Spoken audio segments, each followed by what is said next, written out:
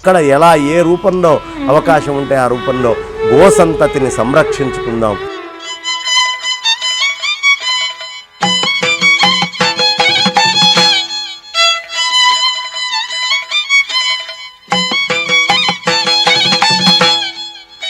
అంతా ఆత్మస్వరూపంగానే ఎవడుంటాడో ఆ రోజు వాడి జన్మకో శివరాత్రి అని అనుకున్నాగా, వాడి జన్మలో అదే నిజమైన శివరాత్రి. జన్మకో శివరాత్రి అంటారు. ఆ శివరాత్రి రోజున మహాశివుణ్ణి అభిషేకిస్తే ఎంతో ఉప్పొంగిపోతాడట. అభిషేక ప్రియుడు శివుడు అన్న విషయం అందరికీ తెలిసిందే. కానీ మహాశివరాత్రి పర్వదినాన ఎలాంటి అభిషేకాలు చేయాలి, ఏ ద్రవ్యాలతో అభిషేకాలు చేయాలి, అసలు ఆ శివుణ్ణి ఎలా పూజించాలి, ఇలాంటి అనేక సందేహాలు ప్రతి ఒక్కరిని వేధిస్తూ ఉంటాయి. నాగేంద్రహారాయ త్రిలోచనాయ భస్మాంగరాగాయ మహేశ్వరాయ నిత్యాయ శుద్ధాయ దిగంబరాయ తస్మై నకారాయ నమః శివాయ. పరాత్పరుడు పరమేశ్వరుడు, ఆయన సర్వవ్యాపకమైనటువంటి పరమాత్మ. సర్వవ్యాపకమైనటువంటి పరమాత్మ సంహార కార్యక్రమము, తిరోధానము అనేటటువంటి కార్యక్రమం నిమిత్తము ఆయన ఒక రూపాన్ని ధరించాడు. కానీ ఆయన స్వస్థితి ఆ రూపం కాదు, అంతకంటే అధికమైనటువంటి ఆత్మతత్వం. ఈ జనాలందరూ రూపాలను చూసి రూపము, ఆ ఉండేటటువంటి అస్త్రాలు శస్త్రాలు దీంతో వ్యామోహపడుతున్నారు. ఇది కాదు, కేవలము ఒక చిహ్న మాత్రంగా పరబ్రహ్మస్వరూపాన్ని మొత్తాన్ని జనానికి నేను దర్శింపజేయాలి. లింగం అంటే చిహ్నము, గుర్తు. కాబట్టి అలా ఒక చిహ్నమాత్రంగా, దేనికి చిహ్నమాత్రంగా? అంతటా నిండి ఉన్నటువంటి పరమాత్మకి ఒక చిహ్నమాత్రంగా ఉండేట్టుగా ఆ చిహ్నాన్ని దేన్నైనా నేను చూపించాలి అని స్వామి సువర్ణమయమైనటువంటి అగ్నిస్వరూపంతో అద్భుతంగా దేదీప్యమానంగా ఒక లింగస్వరూపంగా ఈ మాఘమాసములో కృష్ణపక్షములో చతుర్దశి సమయంలో అర్ధరాత్రి 12ంటికి ఆ అగ్నితోటి కూడినటువంటి స్వామి ఒక్కసారిగా ప్రాదుర్భవించి ఆది అంతాలు గుర్తుపట్టలేనటువంటి స్థాయిలో ఆయన లింగం కింద మారాడు. ఆది అంతాలు ఎవరు గుర్తుపట్టలేకపోయారయ్యా అంటే పరబ్రహ్మస్వరూపంగా ఉండేటటువంటి విష్ణువు, పరబ్రహ్మస్వరూపంగా ఉండేటటువంటి బ్రహ్మ కూడా సృష్టి స్థితి చేయడానికి వాళ్ళు కూడా రూపాలు తీసుకున్నారు. సర్వవ్యాపకమైన పరమాత్మ రూపాలు తీసుకున్న ఎవరూ గుర్తించలేనటువంటిది ఈ చిహ్నమయమైనటువంటి లింగము అని చెప్పి శివలింగాకారంలో స్వామి వస్తే శ్వేతవరాహ రూపాన్ని ధరించి విష్ణుమూర్తి భూమి లోపలికి వెతుక్కుంటూ వెళ్ళాడు. అలాగే చక్కగా బ్రహ్మదేవుడు ఊర్ధ్వముఖంగా వెళ్ళాడు అని ఇరువురు ఆది అంతము కనుక్కోలేకపోయారు. కాబట్టి ఆద్యంతాలు తెలియనటువంటి బ్రహ్మాండంలో మొత్తము నిండి ఉన్నటువంటి పరమాత్మని పూజించాలి అంటే అంత పెద్ద పరమాత్మని పూజించగలిగే శక్తి ఎవరికైనా ఉందా? మానవ మాత్రులు మనం ఇప్పుడు కళ్ళు తెరిచి చూస్తే ఇక్కడి నుంచి కొంత దూరం దాకా కనిపిస్తుంది, నా వెనకేం జరుగుతుందో నాకు కనిపించదు. మరి అలాంటప్పుడు అంతటా నిండి ఉన్న పరమాత్మని దర్శించడం ఎలా? అంతటా ఉన్న పరమాత్మని చూడడం ఎలా? అంతటా ఉన్నటువంటి పరమాత్మని అర్చించడం ఎలా? ఇదంతా దుర్లభము, ఈ మానవ మాతృల వల్ల అయ్యేటటువంటి పని కాదు అని చెప్పి, పోనీ వీళ్ళు కళ్ళు మూసుకొని అంతర్ముఖులై మొత్తము దర్శించగలిగే శక్తి ఉందా అంటే ఇది కూడా లేదు అల్పులైనటువంటి మానవులకి. వీళ్ళని అనుగ్రహించే నిమిత్తము ఒక బ్రహ్మాండంగా ఉన్నటువంటి నేను పిండాండంగా చిన్న లింగస్వరూపంలోకి మారి, ఈ లింగమే ఆ బ్రహ్మాండం అంతా. నువ్వు చక్కగా పాలు తీసుకొని వస్తావు, పోస్తావు. ఈ పోసినటువంటి పాలల్లో ఒక శక్తి ఉంది. ఆ శక్తి ఏదో కాదు, అయ్యవారికి సంబంధించినటువంటి పరాశక్తే. ఆ పరాశక్తిని ఎక్కడ అర్పించాలయ్యా? పరమాత్మకే అర్పించాలి. అలా సృష్టిలో ప్రకృతిలో ఉండేటటువంటి వస్తువులన్నీ ఆయనమయమై ఆయన మీద ధారపోయటం. మన మనస్సుని కూడా ఎప్పుడూ శివుడి మీదే నిరంతరం పారేట్టుగా అవిచ్ఛిన్న తైలధారలాగా ఆగకుండా మనస్సు ఎప్పుడు ఆ శివమేవ నిరంతరం, ఆ మనస్సులో ఎప్పుడూ శివుణ్ణే ధ్యానం చేయాలి అనే ఉద్దేశ్యమే అభిషేకం. ఆగకుండా ఎప్పుడూ ఈశ్వర చింతన చేయటము, బ్రహ్మచింతన చేయటము అనేటటువంటి దాన్నే మనం అభిషేకం అని పిలవాలి. అది తెలియాలి అంటే ఈ బ్రహ్మాండం మీద నీ మనస్సు అనేటటువంటి శక్తితో వస్తువులను ముందు సమర్పించు. ఈ సమర్పించేటటువంటి వస్తువులు నీకేం సూచిస్తున్నాయ్యా? నీ మనస్సు కూడా అలాగే ఎప్పుడూ చంచలమైనటువంటిది, అటు దూకుతూ ఉంటుంది. ఈ దూకేటటువంటి మనస్సుని ఏకీకృతం చేసి పరమాత్మ యొక్క చిహ్నమైన లింగం మీద నుంచి సర్వవ్యాపకమైన పరమాత్మ వైపుకి మరల్చడానికి ప్రయత్నం చెయ్యి అనే సాధనకి మూల బీజాలు పడ్డటువంటిది శివరాత్రి నాడు. కాబట్టి ఈ లింగోద్భవ కాలంలో లింగానికి గనక మనం పూజ చేసినట్లయితే ఈ సమస్తమైనటువంటి ప్రకృతికి మనం పూజ చేసినట్టుగా అవుతుంది. అందుకని శివరాత్రి నాడు ఈ పూజని ఇంత విశేషంగా మనం చేస్తామమ్మా. అలాగే గురుగారు, శివరాత్రి అనగానే లింగోద్భవ కాలం గురించి ఎక్కువగా మాట్లాడుతూ ఉంటారు. మరి ఆ లింగోద్భవ కాలంలో ఎలా పూజ చేయాలి? ఆ లింగోద్భవం గురించి ఒక్కసారి. లింగోద్భవ కాలంలో ప్రతి ఒక్కళ్ళు అభిషేకం చేయొచ్చు. ఎలా అంటే వాయుర్లింగం అయితే, లేదు ఒక సైకత లింగం మట్టితోటి మనం తయారు చేసుకుంటే మనం చేసుకోవచ్చు, లేదు ఓ చిన్న విగ్రహం అయితే చేసుకోవచ్చు. కానీ సశాస్త్రీయంగా సవైదికముగా యంత్రాలతోటి మంత్రోచ్చరణతోటి వాయుర్లింగ ప్రతిష్ఠ కూడా పెద్ద పెద్ద లింగాలు వాయుర్లింగ ప్రతిష్టలు ఉన్నాయి. కాశీ వెళ్తే వాయుర్లింగ ప్రతిష్ఠే. అట్లా వాయుర్లింగ ప్రతిష్టలు అనేకానేకం ఉన్నాయి. ఉన్నప్పటికీ మనం ఎప్పుడైతే ఈ శివలింగము అనేటటువంటిది ప్రతిష్ఠ కాకుండా వాయుర్లింగంగా ఉందో చేసుకోవచ్చు. అది కాకపోతే మాత్రం చేయడానికి వీల్లేదు. ఎట్టి పరిస్థితుల్లోనూ అలాంటి లింగాలకి కేవలం ఆ పద్ధతులన్నీ తెలిసినటువంటి వాళ్ళు మాత్రమే చేయాలి తప్ప మిగతా వాళ్ళు చేయకూడదు. కాబట్టి శివలింగాన్ని పూజించడం అనేది మనందరికీ అది బాధ్యత, ఒక కర్తవ్యం. అందరము కూడా వాయుర్లింగాన్ని అర్చన చేస్తూ వాయుర్లింగాలకి చక్కగా పూజ చేసుకోవచ్చు. దీంట్లో ఏ అనుమానమూ అక్కర్లేదు. అలాగే గురుగారు, అంటే సామాజిక మాధ్యమాల్లో కావచ్చు, మీలాంటి పెద్ద గురువులు చెప్తున్నది కావచ్చు ఏంటంటే ఈసారి శివరాత్రి శని త్రయోదశిని పురస్కరించుకొని వచ్చింది మహా అద్భుతం అంటున్నారు. నిజమేనా? శని త్రయోదశి చాలా విశేషం. శని త్రయోదశి నాడు ఈశ్వర అభిషేకం చేయడం చాలా విశేషం. అదే రోజు రాత్రి చతుర్దశి రావడం మరీ విశేషం. ఆ చతుర్దశి రాత్రి 12ంటికి వస్తుంది. త్రయోదశి ఉదయమే సూర్యుడిని చూసుకొని వచ్చేటటువంటి లెక్క. కాబట్టి శని త్రయోదశి చతుర్దశి రావడం వల్ల ఈ సంవత్సరం ఎవరికైనా మాకు కొంచెం ఏలినాటి శని ఉంది, లేదు శని బాగాలేదు, శని వల్ల ఈ ఇబ్బందులు ఉన్నాయి అని ఎవరైనా పొరపాటున వాళ్ళ జాతకరీత్యా బాగుండకపోయినా బాగున్న వాళ్ళైనా ఈ అభిషేకాలు ఇవన్నీ చేయడం వల్ల వాళ్ళకి కొన్ని రకాలైనటువంటి ఈతి బాధల నుంచి దూరం అయ్యేటటువంటి అవకాశం చాలా ఎక్కువగా ఉంటుంది. కాబట్టి శని త్రయోదశితోటి కూడినటువంటి శివరాత్రి చాలా విశేషం. ఉదయం నుంచే అభిషేకాలు చేస్తాం. చేసినప్పటికీ అసలు శివరాత్రి పూజ మొదలయ్యేది 4 జాములు రాత్రి 8 నుంచి మొదలుపెట్టి తెల్లవారుజామున 5 దాకా చేసేటటువంటిది ప్రధానం. కాబట్టి ఆ సమయంలో చతుర్దశి ఉంది. అయినప్పటికీ శని త్రయోదశితోటి కూడినటువంటి చతుర్దశి కాబట్టి ఖచ్చితంగా దిగ్విజయంగా అందరూ కూడా ఈ శని త్రయోదశితో వచ్చినటువంటి ఈ మాస శివరాత్రిని సద్వినియోగం చేసుకొని, మాఘమాసం అంటేనే విశిష్టము, అందులోనూ మాఘ శనివారం విష్ణు ప్రీతికి చాలా ప్రధానమైనటువంటిది. విష్ణు ప్రీతికరకమైన దాంట్లో గ్రహానికి సంబంధించినటువంటి శనిగ్రహానికి సంబంధించినటువంటిది వారము కూడా రావటము, దానికి తోడు త్రయోదశి ఆయనకు చాలా ఇష్టమైనటువంటి త్రయోదశి కావటము, అదేవిధంగా చతుర్దశి కలిసి రావడం. కాబట్టి ఇది చాలా విశిష్టమైన పర్వం. ఈ నెల మాత్రం ఈ మాఘమాసంలో శుభకృత్ అని ఎందుకు పేరు పెట్టారో అన్ని విధాలైనటువంటి శుభకృత్ ఈ సంవత్సరంలో మొన్ననే మనకి ఆదివారము, మాఘమాసము, పౌర్ణమి అన్నీ కూడా ఈ నెలలో కలిసి వచ్చినాయి. అట్లాగే శివరాత్రికి కూడా చాలా విశేషంగా శనివారము త్రయోదశితోటి కూడినటువంటి చతుర్దశి వచ్చింది అర్ధరాత్రి 12ంటికి. ఇది చాలా విశేషమైనటువంటి పర్వము, ఘట్టమమ్మ. గురుగారు, అందరికీ తెలిసిన విషయమే, శివుడు అభిషేక ప్రియుడు. అలాగే అభిషేకం అనగానే చాలామందికి ఏ ద్రవ్యాలతో చేయాలి, ఎలా చేయాలి అంటూ చాలా రకాల సందేహాలు ఉంటాయి. మరి ఈ శివరాత్రి రోజున ఆ అభిషేక ప్రియుడికి ఎలాంటి ద్రవ్యాలతో అభిషేకాలు చేయాలి? ఈ శివరాత్రి 4 జాముల్లో చాలా ప్రత్యేకంగా పూజ చేస్తారు. ఈ 4 జాముల్లో చేసేటటువంటి పూజలో ప్రధానమైనటువంటి ప్రత్యేకత ఏమిటయ్యా అంటే, మొదటి జాములో ఇది బాగా తెలిసిన వాళ్ళు చేస్తారు, లేదు అలా తెలిసిన వాళ్ళు చేస్తుంటే చూసినా అంత ఫలితం వస్తుంది. మొదటి జాములో పాలతో అభిషేకం చేయాలి.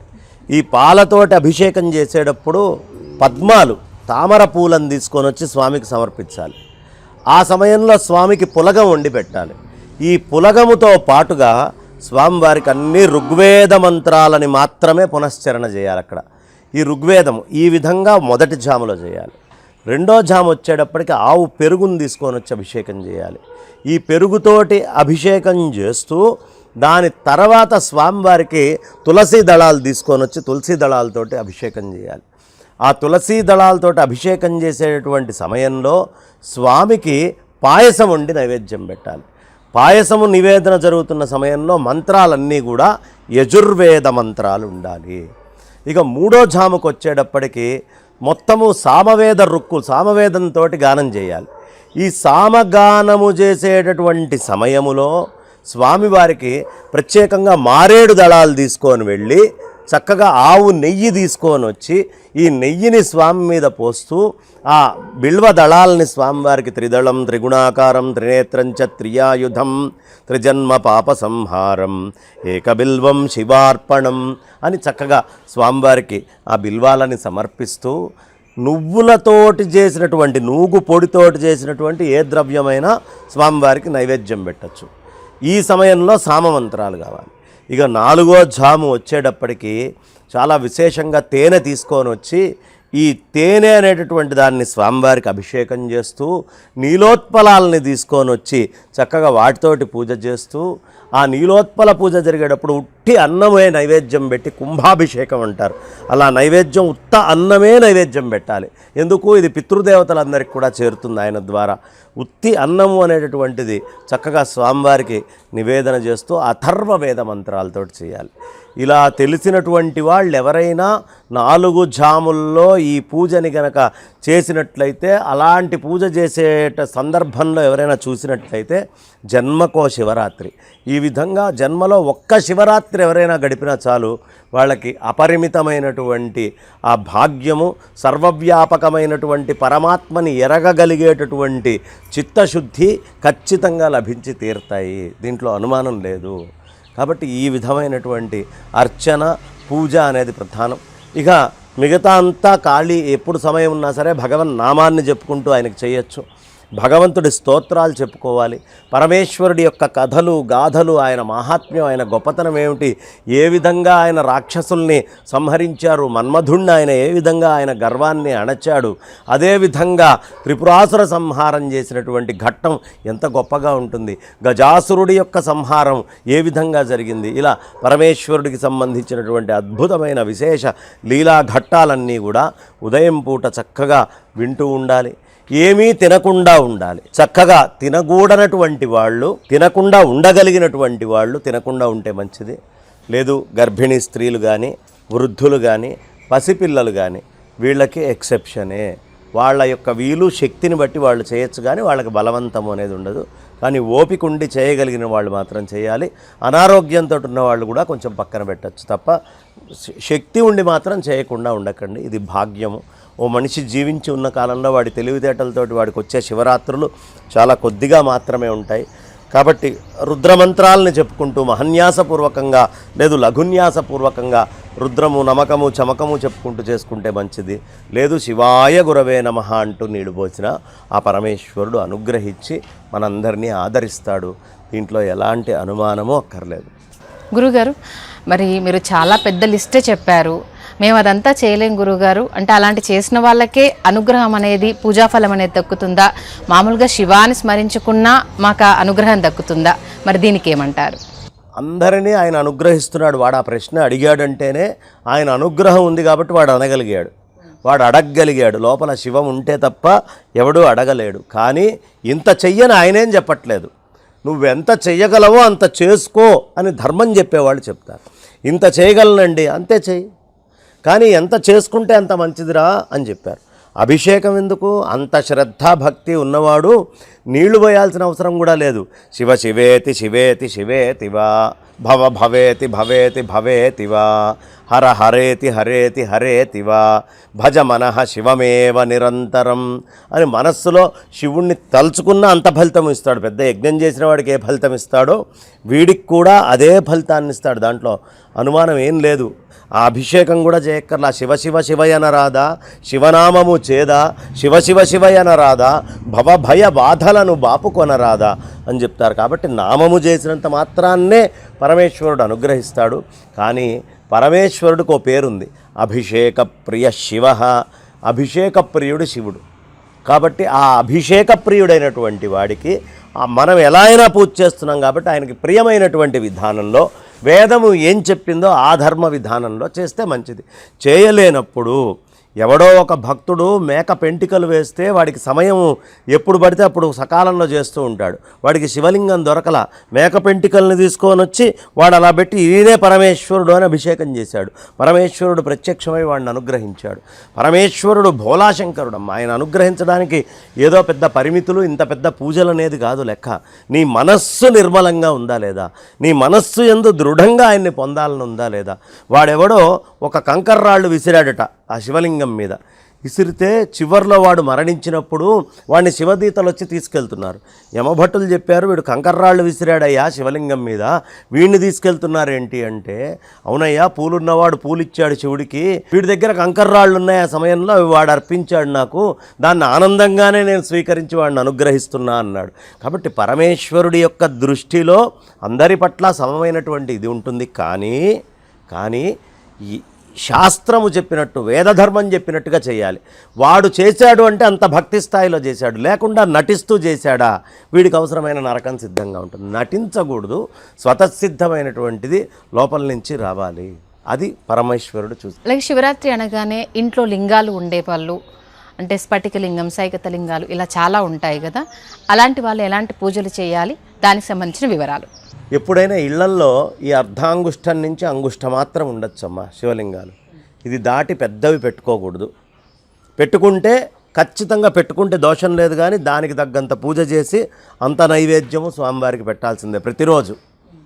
అదే చిన్నగా ఇంత పెట్టుకుంటే మన శక్తి కొలది ఏదో ఒకటి పూజ చేయొచ్చు, లేదు మనకు కుదరన్నాడు చక్కగా నీళ్ళల్లో గంగలోనో దేంట్లోనో లేదు బియ్యంలోనో పెట్టేసి మన పనులు పూర్తి చేసుకొని తిరిగి రావచ్చు. కానీ పెద్ద లింగం పెట్టినప్పుడు మాత్రం ప్రతినిత్యం దీపారాధన, అనుష్ఠానం అన్నీ ఉండేట్టుగా చూసుకోవాలి. ఇవాళ ఉన్నటువంటి పరిస్థితుల్లో మానవుల అందరికీ అంత చేయడం సాధ్యం కాదు. అది చేసేవాళ్ళు చేస్తూనే ఉంటారు. కాబట్టి చిన్నగా పెట్టుకొని మనం ఎంత స్తోత్రాలు చేయగలమో, మీకు నమకము, చమకము, రుద్రము, మహన్యాసం, లఘున్యాసం వచ్చినవాడు అవి చేసుకుంటాడు. అవి రానివాడు శివ శివ నాయన, పరమేశ్వర, శివయ్య, తండ్రి అనుగ్రహించు నాయన, నువ్వే దిక్కు, ఇదిగో ఈ నీళ్లు నీకు అభిషేకంగా పోస్తున్నానయ్యా అని మనస్సులో తలుచుకుంటూ ఆ స్వామికి అభిషేకం చేసినా అదే ఫలితం వస్తుంది. మనస్సు యొక్క నిర్మలత్వం చాలా ప్రధానము. ఇంట్లో ఉండేటటువంటి పరమేశ్వరుడి విషయంలో నిర్మలమైనటువంటి మనస్సుతో అంత సమర్పిస్తే ఆయన ఎప్పుడూ అనుగ్రహిస్తాడు. దీంట్లో అసలు ఏ విధమైన అనుమానమూ అవసరం లేదు. గురుగారు, అభిషేకంలో పంచామృతాల గురించి ప్రత్యేకంగా చెప్తారు. మరి ఈ శివరాత్రి రోజున పంచామృతాభిషేక విశిష్టతను తెలియజేయండి. పాలు, పెరుగు, నెయ్యి, తేనె, పంచదార ఈ 5 కలిస్తే పంచామృతము అంటారు.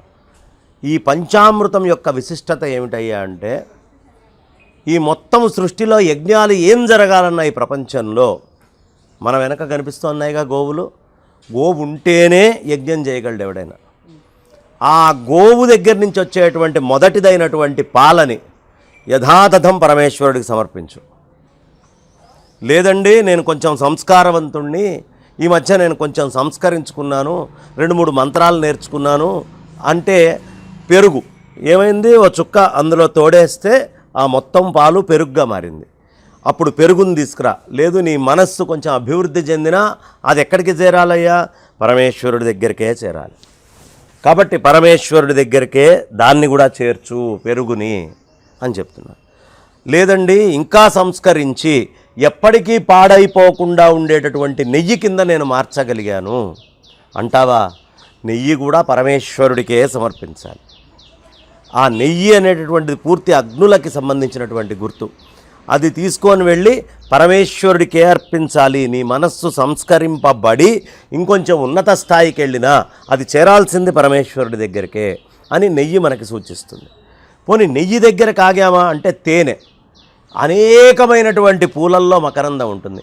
ఈ సృష్టిలో అనేక మంది మహానుభావులు అనేకమైన మంచి మంచి మంచి మంచి విషయాలు చెప్తూ ఉంటారు. ఈ విషయాలన్నీ తెచ్చుకొని ఒక దగ్గరికి సమీకరించుకొని అది ఎక్కడికి చేరాలి? ఈ విషయాలన్నీ ఎంత గొప్ప విషయమైనా చివరికి అది పరమాత్మనే చేరుతుంది.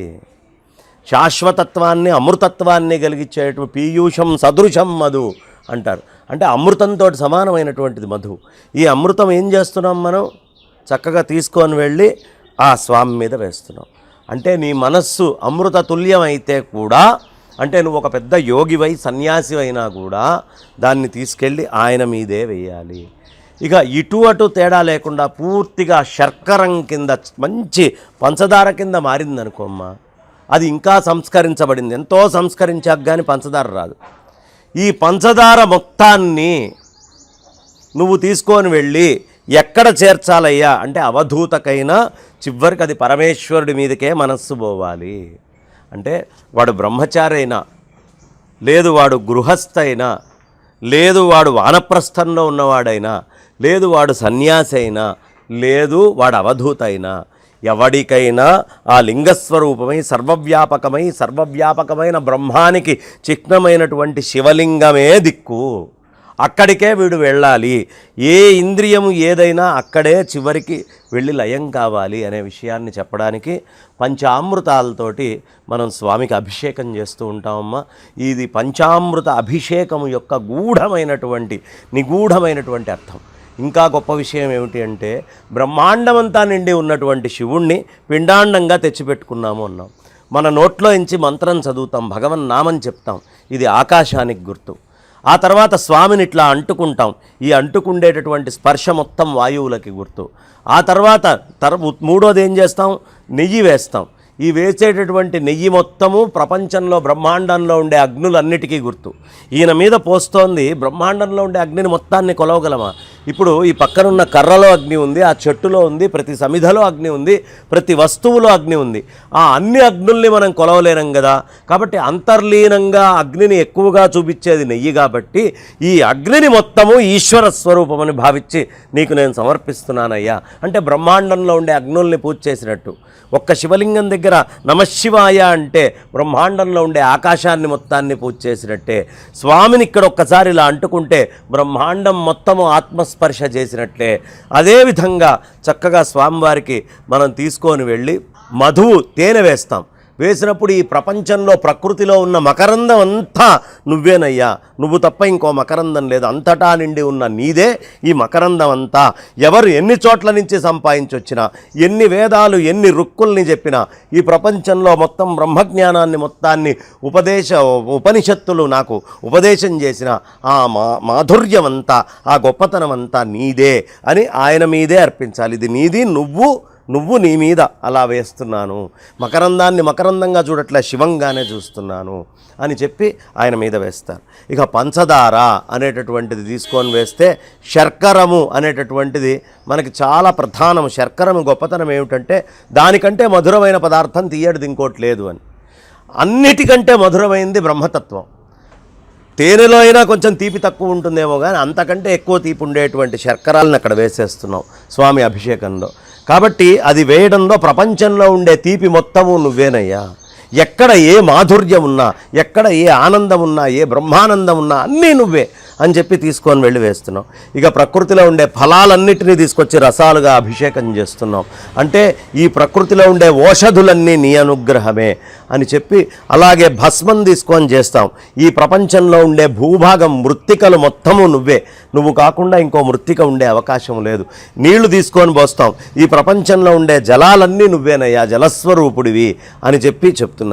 ఎక్కడో కింద నుంచి జలం లాక్కొని ఏదైనా ఓ చెట్టు లోపలికి తీసుకెళ్ళి అత్యంత పవిత్రంగా నారికేళోదకం దాచిపెడితే అది కూడా నువ్వేనయ్యా. పంపించబడ్డది దాచిపెట్టబడ్డది అన్నీ నువ్వే అని చెప్పి మొత్తము పరమేశ్వరుడికి అర్పించడం, సమస్తము పరమేశ్వర అర్పణం చేయటం. నారుద్రో రుద్రమర్చయేత్, వాడు రుద్రుడైపోయి రుద్రుణ్ణి అర్చించడం ఏదైతే ఉందో ఇదంతా కూడా శివం అని చెప్పబడుతుంది. అందుకని మనం అభిషేకం చేస్తున్నాం. అభిషేకం అంటే ఏదో భౌతికంగా కూర్చొని పోయటమే కాదు, ఆ జరుగుతున్నటువంటి ప్రక్రియని నువ్వు పడుకో, నిద్రలే, నడుస్తూ తిరుగు, ఏమైనా చెయ్యి, బ్రహ్మమునందు నీ మనస్సును ఒక్కసారి రమింపజేస్తే ఈ అభిషేకాలన్నీ చేసినట్టే. దానికి ఆ స్థితికి చిత్తం రావాలి అంటే, ఆ స్థితికి మనస్సు రావాలి అంటే ముందు చేసేటటువంటి పని ఇదంతా. అందుకని అభిషేకానికి అంత ప్రత్యేకత ఉందమ్మా, పంచామృత అభిషేకానికి.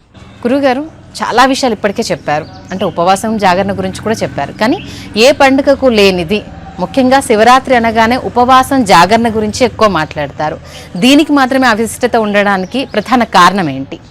పరమేశ్వరుడికి ఉపసమీపవాసం చాలా దగ్గరగా ఉండాలి. అంటే ఈ మనస్సు సర్వవ్యాపకమైన పరమాత్మకి అతి సమీపంగా ఉండాలి, ఉపసమీపవాసం చెయ్యాలి.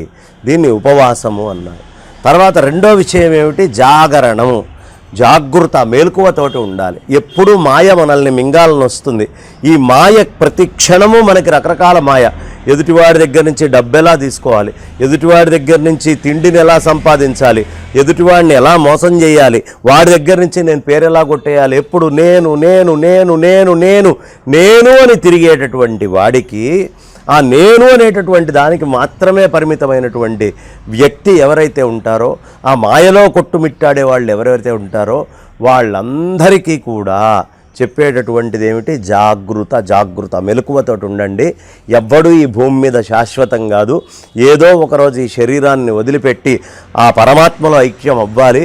ఐక్యం అవ్వాలి అంటే దానికి తగ్గటువంటి మానసిక స్థితిని నువ్వెప్పుడూ నిలబెట్టుకొని ఉండాలి అని చెప్పడానికి మహాశివరాత్రి నాడు ఈ ప్రత్యేకమైనటువంటి ప్రక్రియగా ఉపసమీపవాసం, పరమాత్మకి సమీపంగా ఉంచడం ఒకటి. పరమాత్మ మీద ఇంద్రియాలు ఉండాలి తప్ప ఇంద్రియాలు లౌకిక విషయాల మీద ఉండకూడదు అని చెప్పేటటువంటిది ఒకటి. ఈ రెండు మనకి చెప్పడం జరుగుతుంది. జాగరణ అంటే ఇది ఒక్క శివరాత్రి నాడే కాదమ్మా, కృష్ణాష్టమికి కూడా ఏమీ తినకూడదు, కృష్ణాష్టమికి కూడా నిద్రపోకూడదు. శుక్లపక్షములో శివరాత్రి, మనము అంతకంటే ముందు వెనక్కి వెళ్ళామనుకో అమ్మా, ఉత్తరాయణంలో శివరాత్రి వస్తే దక్షిణాయనంలో కృష్ణాష్టమి వస్తుంది. కాబట్టి దక్షిణాయనానికి ఒకరోజు, అదేవిధంగా 6 నెలలు దాటిన తర్వాత ఉత్తరాయణానికి ఒకరోజు మన వాళ్ళు పెద్దలు ఖచ్చితంగా 6 నెలలకు ఒకసారి జాగరణ ఉపవాసము చేస్తే శరీరము లోపల ఉండేటటువంటి ఒక మెమరీ ఉంటుందమ్మా. ప్రతి సెల్కి మెమరీ ఉంటుంది. ఆ ప్రతి సెల్లు మెమరీతోటి ఆహారం కావాలి అని కోరుకుంటుంది. దానికి ఆకలి ఉంటుంది, దప్పులు ఉంటుంది. ఇప్పుడు నీ నాలుకకి మన శరీరానికి ఆకలి దప్పు వేయడానికి కారణం మన శరీరంలో ఉండే సెల్స్ అన్నీ కూడా ఆహారాన్ని కోరుకుంటూ ఉంటాయి. అవి అవసరం ఉన్నప్పుడల్లా మన బ్రెయిన్కి సిగ్నల్ పంపిస్తాయి. మన బ్రెయిన్ బయట నుంచి ఆహారాన్ని తీసుకొని లోపల వేసి వాటన్నిటిని తృప్తిపరుస్తూ ఉంటుంది. ఈ మెమరీ ఏదైతే ఉందో, బయట నుంచి అడిగి తెచ్చుకోవడం అనే మెమరీ ఏదైతే ఉందో, ఆ మెమరీని తినడమే మెమరీ అనేది ఉండకూడదు అని శరీరంలో ప్రతి అణువుకి తెలియాలి అని ఆహారము అనేటటువంటిది తినకు. తద్వారా బయట నుంచి నువ్వు ఏదో శక్తిని తెచ్చుకోవాలి అనే భ్రాంతి, మాయ నీకు ఏదైతే ఉందో అది ఈ ఒక్కరోజు పోగొట్టుకో. తర్వాత నిద్రపోవడం వల్ల నీ యొక్క సెల్స్ అన్నిటికీ కూడా మెమరీ రీబూట్ చేసుకోవడానికి శక్తి ఏదో నిద్రలో నుంచి వస్తోంది అనే భ్రాంతి ఉంది. కానీ నిద్ర కంటే అతీతమైనటువంటి ఆ అద్భుతమైనటువంటి యోగము అనే ఓ స్థితి ఉంటుందయ్యా. యోగ స్థితి నుంచి ప్రత్యక్షంగా శక్తిని తెచ్చుకోవచ్చు. ఉపవాసం ఉండి ఈశ్వర శక్తిని లోపలికి తీసుకోవచ్చు. అది ప్రతి అణువుకి మన శరీరంలో అందించవచ్చు అనే విషయాన్ని చెప్పడం కోసము ఉపవాసము, జాగరణ అనేటటువంటి రెండూ పెట్టి, ఈ ఉపవాసం ఏమిటంటే అణువుకి తెలియాలి మన శరీరంలో పరమాత్మే నాకు శక్తినిచ్చేవాడు అని. అణువుకి తెలియాలి పరమాత్మ తప్ప ఇంకొక జ్ఞాపక శక్తి ఉండకూడదు అని. కాబట్టి శరీరంలో ఉండే ప్రతి సెల్ మెమరీని ఒక్కసారి ఈశ్వరమయం చేయడం కోసము ఈ రోజున మనం ఏమీ తినకుండా, ఏమీ వేరే ఇతరమైన నిద్ర ఇవన్నీ లేకుండా ఉండాలి. అంతే తప్ప పేకాడుకుంటునో, లేకపోతే షటిల్ ఆడుకుంటునో, లేకపోతే క్రికెట్ ఆడుకుంటునో, క్యారమ్ బోర్డు ఆడుకుంటునో, ఇవి ఏవి చేసుకుంటూ చేసే ఉపవాసాల వల్ల ప్రయోజనం లేదు, చేసే జాగరణాల వల్ల ప్రయోజనం లేదు. ఇవన్నీ చేసుకుంటున్నా నీదైనటువంటి నిజాత్మ స్థితిని వదిలిపెట్టకుండా ఉంటే నువ్వు ఏం చేసినా పూజ చేసిన దాంతోటే సమానము. ఆ స్థితిలో ఉంటూ అర్చన చెయ్యాలి అని చెప్పడానికి ఈ ఉపవాసము జాగరణ అనేటటువంటివి పెద్దలు మనకి నిర్ణయించారమ్మ. గురుగారు, ఉపవాసం జాగరణ గురించి చాలా చక్కగా తెలియజేశారు.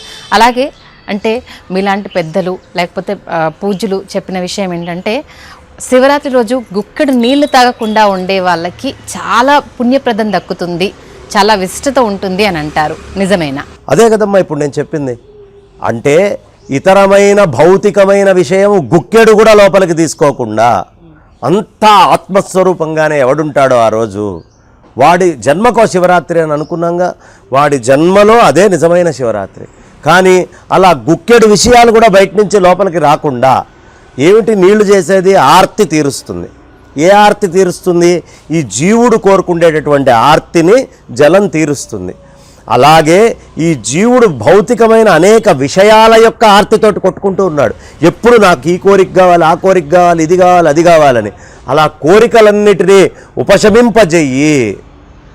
దాన్ని తగ్గించడం కోసం ఈ జీవుడు భౌతికమైన పనులు చేసేట్టుగా పరితపించకు. ఒక్కరోజు పరమేశ్వరుడి కోసం కేటాయించు.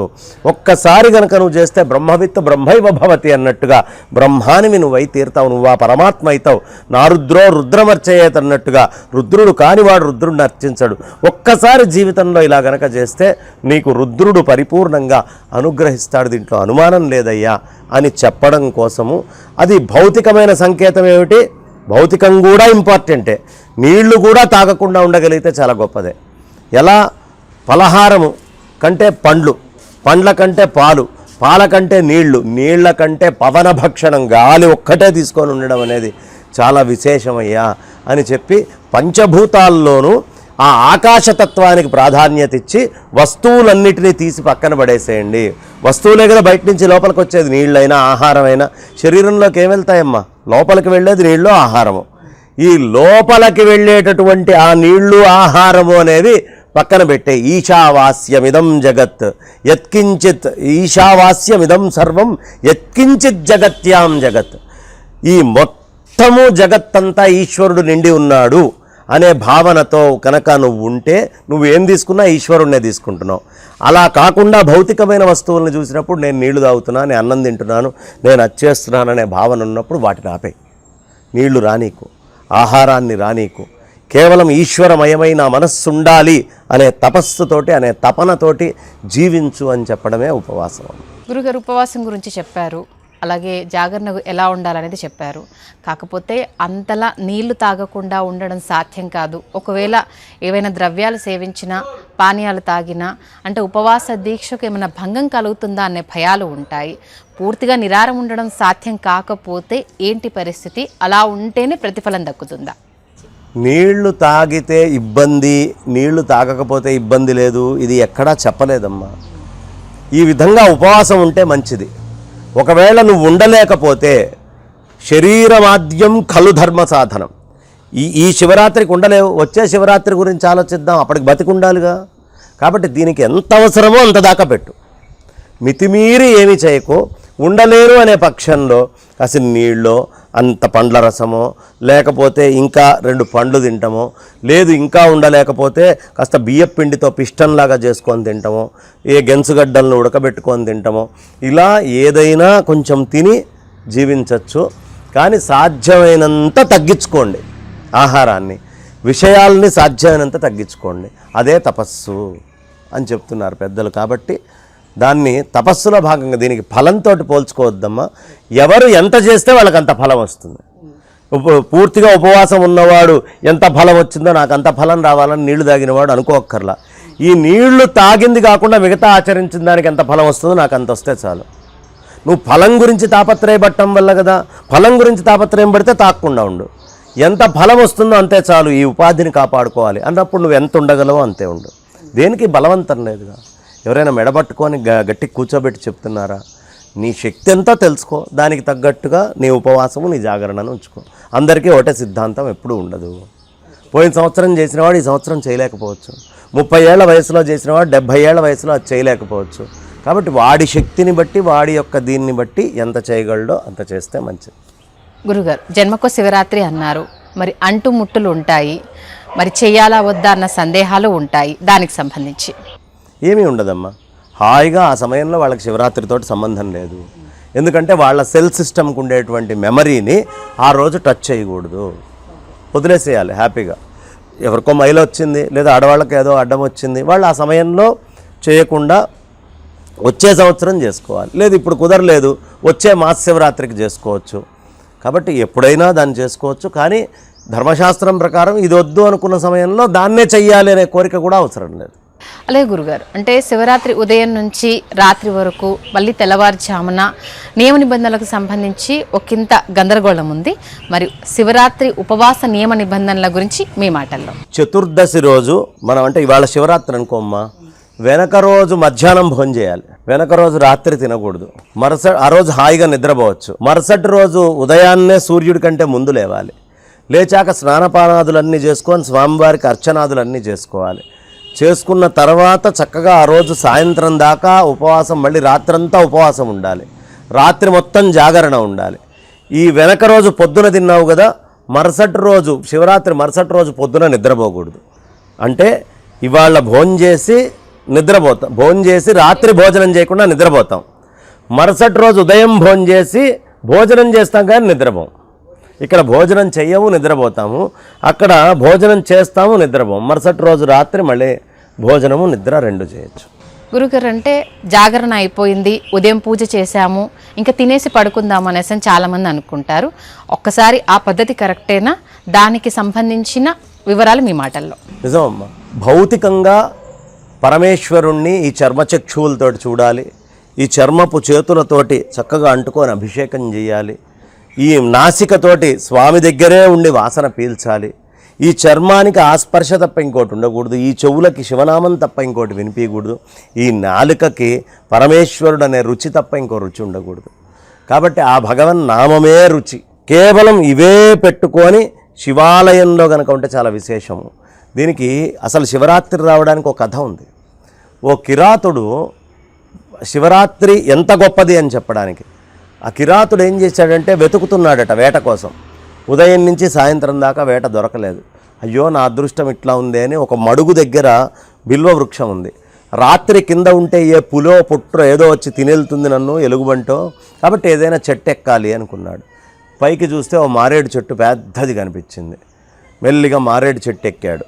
మారేడు చెట్టు ఎక్కిన తర్వాత చెట్టు మీద నుంచి నిద్రపోతే కింద పడతాడు కదా, నిద్రపోకూడదు.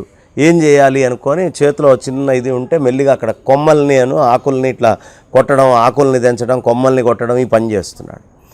వాడికి తెలియకుండానే కింద బ్రహ్మదేవుడు ఎప్పుడో ప్రతిష్ఠ చేసిన ఒక శివలింగం ఉంది, వాయుర్లింగం. దాని మీదకి వెళ్ళి ఆ బిల్వపత్రాలు పడుతూ ఉన్నాయి. వీడు మామూలుగా కూడా కొంచెం భగవన్నామం చేస్తూ ఉంటాడు కాబట్టి శివ అనుకుంటున్నాడు. అది పడుతూ ఉంది, వీడు నామం చేస్తున్నాడు.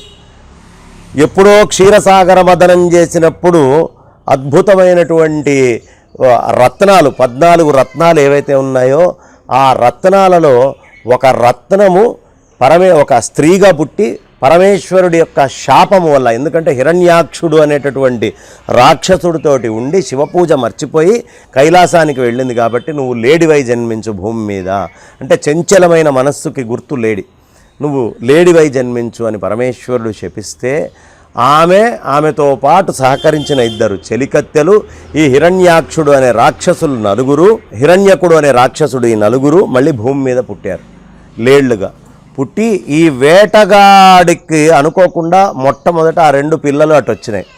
వచ్చేటప్పటికి వాళ్ళు ఇలా చంపబోతూ ఉంటే, వద్దొద్దు మా మాంసం నీకు సరిపోదు, అనవసరంగా మమ్మల్ని చంపి సరిపోని మాంసం వద్దు, బలిష్టమైన జింక ఇంకోటి వస్తుంది అని చెప్పి మేము మళ్ళీ వెళ్ళి మా ఇంట్లో చెప్పి తిరిగి వస్తాము అని చెప్పి, ఇదేంటి మనుషుల్లాగా జింక మాట్లాడటం ఏమిటి అని చెప్పి ప్రమాణం చేయించుకొని ఆ 2 వదిలిపెట్టాడు. తర్వాత ఆడమేక వచ్చింది. వచ్చి అది ఇట్లా స్నానం చేస్తుంటే మళ్ళీ విల్లంబు తీసి కొట్టబోయాడు. అప్పుడు ఆ జింకంది, ఆడ జింక, అయ్యా కొట్టకు నన్ను, నేను కడుపుతోటున్నాను, నేను ఇప్పుడు అనవధ్యని, చంపడానికి పనికిరాను, కాసేపట్లో నాకు ప్రసవం అవుతుంది, నాకు ప్రసవం అయిన తర్వాత నా బంధువులకి నేను పిల్లని అప్పచెప్పి నేను వచ్చి మళ్ళీ నీ దగ్గర ఉంటాను, అప్పుడు చంపి కావాలంటే తిను. సరే, ఇదేంటి అసలు ఆశ్చర్యం, ముందు జింక మనుషుల్లాగా మాట్లాడటమే ఆశ్చర్యమని ఆశ్చర్యపోయి వదిలేశాడు. తర్వాత కాసేపటికి మగ జింక వచ్చింది పెద్దది.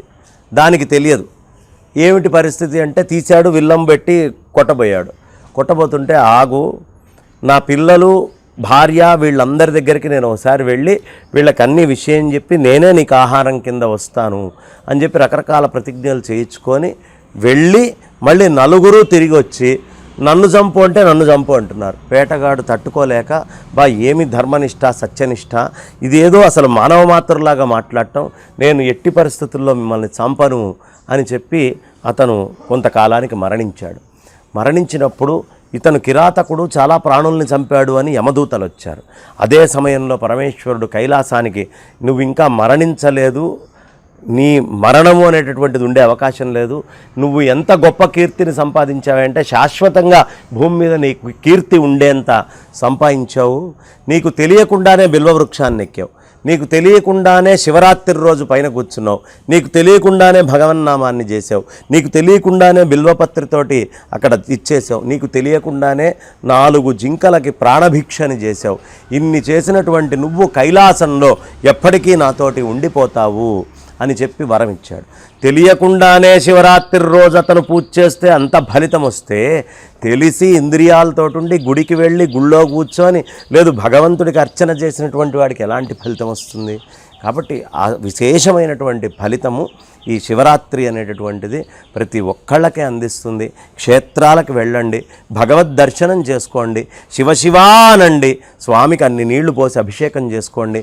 చక్కగా ఇదివరకుటి మీద భక్తి చాలా అద్భుతంగా అభివృద్ధి అయింది మనందరిలోకి. కరోనా వచ్చిన తర్వాత అర్థమైంది క్షణభంగురమైనటువంటిది జీవితం, నిన్న ఉన్నవాడు రేపు ఉంటాడనే నమ్మకం లేదు, ఎప్పుడు ఎవడు ఎలా అయినా పోవచ్చు, భూమి మీద మనం శాశ్వతం కాదు అనే జ్ఞానం కలిగింది.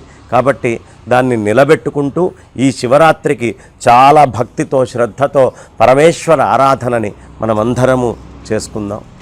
అలాగే గురుగారు, శివరాత్రి అనగానే ప్రతి ఒక్కరి మెదిలేది భక్త కన్నప్పే.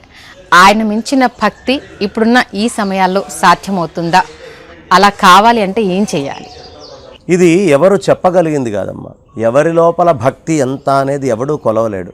కానీ చరిత్ర అతను మహాభక్తుడు అని చెప్పేస్తోంది. ఎందుకంటే కన్నుపోతే కంటిని తీసి పెట్టాడా ఏమ్మా? నోటితోటి నీళ్లు తీసుకొని వచ్చి స్వామికి అభిషేకం చేయటమా? ఆ జింక లాంటి ప్రాణిని తీసుకొని వచ్చి దాని మాంసము తీసుకొని వచ్చి ఆహారంగా పెడతాడా? అసలు అతని పూజ అతనికి ఏమీ తెలియదు. ఏమీ తెలియకపోయినా అతనికి తెలిసిందేంటంటే నిష్కల్మషంగా ఈ లింగము తప్ప ఇంకొకటి లేదు, నేను అన్నీ శివలింగానికే సమర్పిస్తాను, నాకు ఈ లింగం తప్ప నా శరీరం కూడా నాకు ప్రధానం కాదు అని చెప్పి పూర్తిగా త్యాగం చేసినటువంటి వాడు తిన్నాడు. కాబట్టి ఎవడైనా సరే నేను అనే అహంకారాన్ని చంపుకుంటే వాడు తిన్నడు.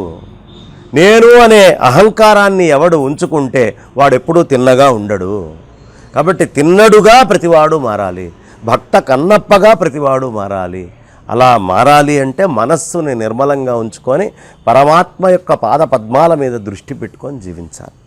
అలాగే ఈ ద్రవ్యాల గురించి చెప్పారు, పూజ గురించి చెప్పారు. మారేడు దళాలకు కూడా శివరాత్రి రోజున అధిక ప్రాధాన్యం ఉంటుంది అంటారు.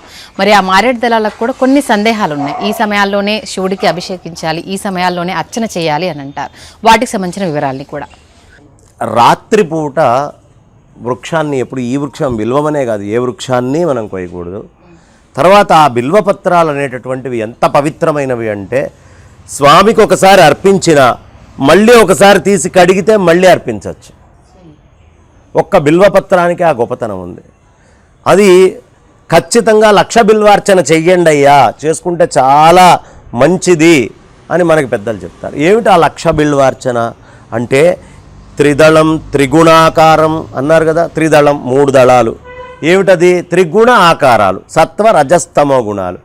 నీ లోపల ఉండే సత్వ రజస్తమో గుణాలు మూడింటికి గుర్తుగా ఒక్కొక్క ఆకుని తీసుకొని ఆ ఏకబిల్వం అని దీన్ని భావించి, ఇది 3 కాదు, ఈ 3 కలిపి ఒకటే అయినటువంటి నిజాత్మతత్వము అని తెలుసుకొని ఎవడు ఈ గుణాలన్నీ పరమేశ్వరమయం చేస్తాడో 1,00,000 సార్లు వాడు మళ్ళీ పుట్టేటటువంటి అవకాశం లేదు. వాడు పుట్టమన్నా పుట్టడు. ఎందుకంటే వాడి సత్వ రజస్తమో గుణాలు 3 త్రిదళం త్రిగుణాకారం ఏం చేస్తున్నాడు? త్రినేత్రంచ త్రియాయుధం. త్రినేత్రాలు ఏమిటి? అగ్ని, సూర్యుడు, చంద్రుడు. అగ్నిగా, సూర్యుడిగా, చంద్రుడిగా చెప్పినప్పుడు కాలం అంతా ఆయనే కదా. కాబట్టి త్రిదళం, త్రిగుణాకారం, త్రినేత్రం, అన్ని కాలాల్లో ఈ మూడే ఉంటాయి. ఈ మూడిటినే పరమాత్మ ఆయుధంగా వాడి మాయలో పెడుతున్నాడు మనల్ని. కాబట్టి త్రిగుణాకారం, త్రిదళం, త్రిగుణాకారం, త్రినేత్రంచ త్రియాయుధం, త్రిజన్మ పాప సంహారం. త్రిజన్మలు అంటే 3 జన్మిస్తూ ఉంటాయి. ఒకటి మనందరికీ కూడా మెలకువతోటి ఉన్నప్పుడు సత్వగుణము అనేటటువంటిది ఒకటి వస్తుంది, స్థూల శరీరము అనేది ఒకటి ఉంటుంది, సూక్ష్మ శరీరము అనేది రెండోది ఉంటుంది, కారణ శరీరము అనేటటువంటిది మూడోది ఉంటుంది. త్రినేత్రం త్రిజన్మ పాప సంహారం. ఈ 3 జన్మిస్తున్నాయి. నువ్వు గాఢ నిద్రలో ఉన్నప్పుడు అక్కడ ఎవడున్నాడు? విశ్వ తైజస ప్రాజ్ఞుడు అనేవాడు ఉన్నాడు. నువ్వు కొంచెం కలలు కంటున్నావు, తైజసుడు అనేవాడు పుడతాడు. నువ్వు మెలకువతోటి ఉన్నావు, విశ్వడు. మెలకువతోటి ఉన్నప్పుడు నువ్వు సృష్టి చేసుకునే ప్రపంచం వేరు, అప్పుడు జన్మించేది వేరు. నువ్వు కలగంటున్నప్పుడు నీ లోపల జరిగే సృష్టి, అప్పుడు జన్మించేది వేరు. నువ్వు గాఢ నిద్రలో ఉన్నప్పుడు ఏదైతే నేను అనే స్థితి కూడా లేకుండా ఉండేటువంటిది ఉందో అప్పుడు జన్మించేది వేరు. ఈ 3 త్రిజన్మాలకి సంబంధించిన పాపాలని సంహరించేవాడు ఎవరు? ఏకబిల్వం, ఒకటే అయినటువంటి నిర్గుణ నిరాకారమైనటువంటి పరమాత్మని తలుచుకుంటూ ఈ మూడిటిని ఎవడు అర్పిస్తాడో వాడు మళ్ళీ పుట్టేటటువంటి అవకాశం లేదు అని చెప్తారు. కాబట్టి లక్షపత్రి అంటే 1,00,000 సార్లు ఎవడైనా సరే సత్వ రజస్తమో గుణాలు మూడిటిని తీసుకొని కలిపి ఒక్కసారిగా పరమాత్మకు వదిలిపెడతాడో, అంత జపం చేస్తాడో, అంత తపస్సు చేస్తాడో, లేదు తలుచుకుంటూ ఒక్కొక్క ఆకుని తీసుకొని వెళ్ళి స్వామి మీద పెడతాడో వాడు జన్మరహితుడవుతాడు, దీంట్లో అనుమానం లేదు అని పెద్దలు మనకు చెప్తున్నారు. ఇదే బిల్వార్చనలో ఉన్నటువంటి ఆంతర్యం. అమ్మ గురుగారు, మామూలు సమయాల్లోనే శివాన్ని తలుచుకుంటే చాలు సంతసించిపోతాడు. అలాంటిది ఆయనకిష్టమైన ఈ మహాశివరాత్రి రోజున మరి ఆయన్ని తలుచుకుంటూ ఎలాంటి జపాది నామాలు చేయాలి? పరమేశ్వరుడికి సంబంధించిన ఏ నామమైనా చేయొచ్చమ్మా. పరమేశ్వరుడికి సంబంధించినటువంటి ఏ స్తోత్రమైన మహానుభావులు చెప్పినటువంటి ఏ స్తోత్రమైన శంకరాచార్యులు వారు ఎన్ని చెప్పారమ్మా? శివుడి గురించి ఎన్ని స్తోత్రాలు చెప్పారు? ఆయన్ని దక్షిణామూర్తిగా కొలుస్తావా, లేదు ఆయన్ని తిరోధానమూర్తిగా కొలుస్తావా, లేదు ఆయన్ని సంహారమూర్తిగా కొలుస్తావా, లేదు ఆయన్ని ఏ రూపంలో నువ్వు కొలవాలనుకుంటున్నావు? ఒక లయకారకుడిగా కలుద్దామనుకుంటున్నావా, లేదు గజాసురాధుల్ని చంపినటువంటి రూపంలో రాక్షస సంహారం చేసిందా, లేదు దేవతలకు అనుగ్రహించి వరమిచ్చే రూపంలో కొలుద్దామనుకుంటున్నావా, లేదు ఆయన విషాన్ని మొత్తాన్ని ఆ ఒక్కసారిగా నేరేడు పండు తీసుకున్నట్టుగా తీసుకొని గొంతులో పెట్టుకున్నటువంటి ఘట్టాన్ని తలుచుకుంటావా? నీకేం కావాలంటే అది తలుచుకో. వాటన్నిటికీ నామాలున్నాయి, స్తోత్రాలున్నాయి, రూపాలున్నాయి. కానీ వాణ్ణే తలుచుకో. ఎలా తలుచుకుంటావో నీ ఇష్టం.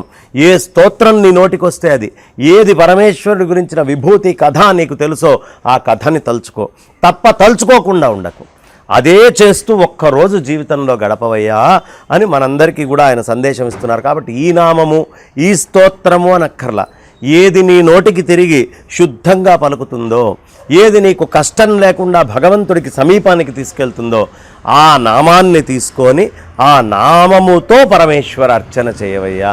కాబట్టి ఆ నామంతో అభిషేకం చేయొచ్చు, అర్చన చేయొచ్చు, ఆ నామాన్ని జపం చేయొచ్చు, ఆ నామాన్ని స్తోత్రం కింద చేయొచ్చు, ఆ నామాన్నే తన జీవం కింద భావించవచ్చు. హరనామం సామాన్యమైనటువంటిది కాదు. హరయే నమః అని అరుస్తూ ఉంటారు. హర అంటే రామాయణంలో హకారాత్మక మొత్తం హనుమంతుడు, రా అనేటటువంటిది మొత్తం రామచంద్రమూర్తి. ఏ మనస్సు సర్వవ్యాపకమందు పరమాత్మయందు ఐక్యమై ఉంటుందో వాడే హర. హరయే నమః. అలాంటి వాడు ఎవడైనా నమస్కార యోగ్యుడే అని మనస్సుకి చిహ్నము ఆంజనేయుడిగా, ఆత్మకి చిహ్నము రామచంద్రమూర్తిగా, ఈ ఆత్మ మనస్సుల యొక్క అనుసంధానమై ఏకీకృతం కావడమే పరమేశ్వరుడి యొక్క పరమ దివ్య రూప అవతార రహస్యము. కాబట్టి అలాంటి ఆ అద్భుతమైనటువంటి ఆత్మస్థితికి ప్రతివాడు చేరాలి అంటే స్తోత్రాలు వాడికి ఏమొస్తే అవి చేసుకోవచ్చు. గురుగారు, మరొక్కసారి ప్రమదగణాల గురించి మీ మాటల్లో. అసలు పరమేశ్వరుడు అంటేనే ఆయన పరిచారకులైనటువంటి ప్రమథగణాలు ప్రధానంగా ఉంటాయి. నందీశ్వరుడు వాహనంగా స్వామి ఎప్పుడు ఎక్కడ ఏం చెప్తాడా అని ఎదురు చూస్తూ స్వామి యొక్క అనుగ్రహం కోసం ఆయన ఇక్కడి నుంచి అక్కడికి కదలాలన్నా ఎప్పుడూ సిద్ధంగా అక్కడ కూర్చుంటూ ఉంటాడు. స్వామివారి ముందర ఆయన సభలో అద్భుతంగా నృత్యం చేస్తూ చండీశ్వర భృంగీశ్వరాదులు ఎప్పుడూ ఆయన యొక్క ఈ అనుగ్రహం ఏమిటా అని ఎదురు చూస్తూ ఉంటారు. ఇక భైరవుడు ఆయన ఎప్పుడైనా సరే ఎవడు ఏ తప్పు చేసినా ఏమిటి అనేటటువంటి దానికి అవసరమైనటువంటి శిక్ష మొత్తము అంతా కూడా సంసిద్ధం చేసి ఆ శిక్షనిచ్చి మళ్ళీ వాడు ఆ తప్పు చేయకుండా ఆ తప్పు నుంచి స్వామి కాపాడుతూ ఉంటాడు. ఇక దండభైరవం ఆయన ఏం చేస్తాడయ్యా అంటే శుభ్రంగా పరమేశ్వరుడు మరణించిన తర్వాత ఎవరికైనా బ్రహ్మోపదేశం చేయాలనుకున్నాడు, తారకమంత్రం చెప్పాలనుకున్నాడంటే వాడిని అలంకరిస్తాడట లోపల మొత్తం చెప్పడానికి యోగ్యంగా. అదే విధానంగా చండీశ్వరుడు ఆయన ఏం చేస్తాడు, ఈ ఆలయానికి ఎవరొచ్చారు, వీళ్ళెవరు, వీళ్ళేమిటి, ఈ డీటెయిల్స్ స్వామికి ఉండేటువంటి సంపద, ఈ రిజిస్టర్ అంతా కూడా చండికేశ్వరుడి దగ్గర ఉంటుంది. ఆయన ఎప్పుడూ పరమధ్యానంలో ఉంటాడు. ఊరికి ఆయన్ని ఇబ్బంది పెట్టకుండా వెళ్ళి ఆయన ముందు ఒక్కసారి తిరిగి చప్పట్లు కొట్టి నేను వచ్చెళ్ళాను అని చెప్పి నమస్కరించుకొని ఆ స్వామివారి ఇచ్చినటువంటి ప్రసాదమో ఆ మూలమూర్తి దగ్గర ఉండే పత్రో ఏదో తీసుకొని చండికేశ్వరుడి దగ్గర అట్లా నైవేద్యం ఇచ్చినటువంటి దాన్ని సమర్పించి గుళ్ళోంచి వెళ్ళిపోవడం. ఎందుకు? శివ నిర్మాల్యమాహారం శివ ఆజ్ఞయా కర్తవ్యం. శివుడి నిర్మాల్యమే నాకు ఆహారము, శివుడి ఆజ్ఞ మాత్రమే మా కర్తవ్యము అని చెబుతూ ఉంటారు. ఇక తర్వాత శివుడి యొక్క ప్రమథ గణాలన్నీ కూడా స్వామివారు చేసేటటువంటి ఆ సంహార తిరోధానాది కార్యక్రమాల్లో ఆయన ఎలా చెబితే అలా నడుచుకుంటూ తిరిగేటటువంటి గణాలన్నీ కూడా ప్రమథ గణాలు. స్వామివారికి అవసరమైనటువంటి సేవలు ఎక్కడ ఏం కావాలి అనేటటువంటిది ఆయన నోరు తెరిచి చెప్పాల్సిన అవసరం లేకుండా గుర్తించి ఆ బ్రహ్మస్వరూపుడైనటువంటి ఆ పరమాత్మస్వరూపుడైనటువంటి ఆ పరంధాముడైనటువంటి ఆ భక్తవశంకరుడైనటువంటి ఆ భోలాశంకరుడైనటువంటి ఆ నిర్వికార నిరాకార సచ్చిదానంద ఘన చిదానంద పరబ్రహ్మస్వరూపమైన పరమాత్మ యొక్క రచనలో ఆయనకి ఏది అవసరమో చేసి పెట్టే వాళ్ళందరూ కూడా ప్రమథ గణాలే. అందుకనే మనం మహాలింగార్చన చేసినప్పుడు ఆ ప్రమథ గణాల్లో ఏవేవి ఎక్కడ ఉంటాయి అనేది మొత్తము ఒక్కొక్క లింగంగా తీసుకొని వెళ్ళి పేర్చుకుంటూ చేస్తాం. సహస్రలింగార్చన చేసినప్పుడు దానికి తగ్గట్టు పేరుస్తాం. రావణాసురాదులు కోటిలింగార్చనలు చేసేవాళ్ళట.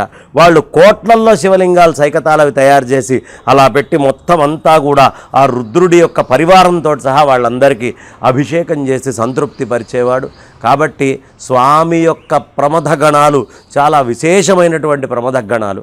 అవి ఎంతటి ప్రమథ గణాలయ్యా అంటే అదే ప్రమథ గణంలో ప్రధానంగా వీరభద్రుణ్ణి ఆవాహన చేస్తే దక్షాధ్వర నాశనం చేయాల్సి వచ్చినప్పుడు వెళ్ళి ఎలాంటి దేవతలకైనా సూర్యుడికి ఒకసారి పళ్ళు రాలగొడతారు, దెబ్బకి పళ్ళన్నీ ఊడిపోతాయి, భృగు మహర్షికి గడ్డం పట్టుకొని బీకుతారు.